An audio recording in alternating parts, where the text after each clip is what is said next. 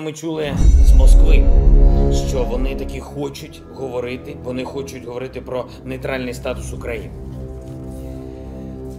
Я кажу усім партнерам нашої держави, зараз важливий момент, вирішується доля нашої країни. І я запитую в них, чи ви з нами? Вони відповідають, що з нами, але нас із собою в альянс вони брати не готові.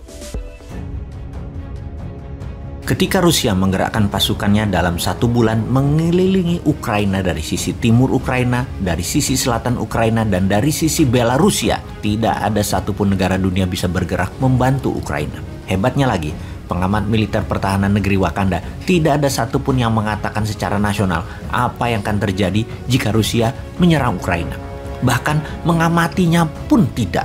Bahkan sampai saat ini memberi tanggapan pun tidak. Maka sebagai Presiden Republik Sontoloyo, Bosman lah yang mencoba mengingatkan warganya walau hanya komunitas kecil. Pertama, akan naiknya harga BBM serta gas yang akan ke $100 yang akan berefek kenaikan harga-harga di Indonesia. Kemudian Bosman mengatakan Rusia bukan drill atau latihan. Pasti masuk ambil Ukraina dengan pertama mendorong gerakan insurgensi di Donbas untuk mengecek respon. Kiev yang ternyata diam saja itu adalah merupakan kode keras untuk Rusia masuk. Alasan mengatakan Rusia masuk ke Ukraina bukan karena pengepungan pasukan darat di 3/4 wilayah Ukraina dari Crimea, dari sisi timur hingga sisi utara Belarusia. Yaitu dipastikan ketika pesawat tempur sudah mulai diletakkan di semua perbatasan, maka serangan pasti lewat udara terlebih dahulu, baru lewat darat. Baik melalui parasut udara maupun tank dari darat. Begitu jet tempur Sukhoi dan alat transport Antonov masuk di hari-hari akhir kemarin, confirm pasti Rusia serbu Ukraina. Inilah yang disayangkan dalam pemerintahan sekarang yang sama sekali tidak mendidik rakyatnya akan apa yang akan terjadi di dunia sana.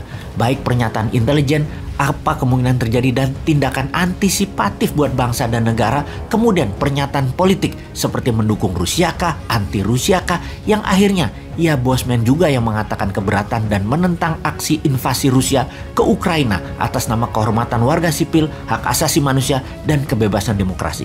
Kita tunggu presiden yang dipercaya 70% populasi katanya untuk memberikan pernyataan resmi di TV nasional akan keberpihakannya kepada siapa dalam perang Ukraina ini. Masa kalah sama Bosman sih? Walau Newmind menentang, namun kita harus akui apa yang Putin lakukan itu jenius. Eropa Barat flat-footed atau kakinya dibelenggu, tidak bisa bergerak dengan ancaman gas Nord Stream 1 bisa dimatikan oleh Rusia. NATO tidak bisa jalan darat karena Belarusia dibuat konflik dengan Polandia. Turki yang NATO namun berhutang dengan Putin juga memilih diam. Hanya Inggris dan Amerika yang bengok-bengok juga hanya mengirim 3.000 tentara ke dalam Ukraina. Hanya personel, tidak didukung armor dan peralatan pendukung tempur lainnya seperti tank, jet fighter, peluncur roket pun hanya sebatas RPG, personal armor. Jadi, apakah akan terjadi perang dunia ketiga?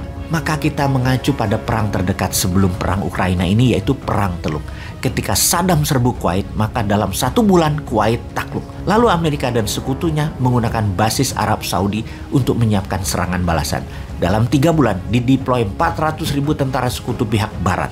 Dan di hari H, Jenderal Bintang 5 Norman Schwarzkopf menyerbu dan membebaskan Kuwait melalui serangan udara selama 1 bulan penuh. Baru pasukan darat masuk. Selesai cepat pertempuran tersebut. Ketika saat ini Ukraina diambil Rusia, maka Amerika dan Inggris belum ada tanda-tanda mau mengumpulkan pasukannya di mana.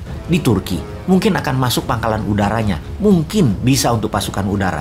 Namun pasukan darat masuk dari mana ke Ukraina? Pasukan laut tidak bisa masuk lewat Laut Hitam. Lewat Polandia. Ya mungkin sekali, namun memerlukan bulanan mendeploy 200.000 tentara sekutu. Itu sekali lagi mungkin 6 bulan dan Rusia keburu lebih kuat.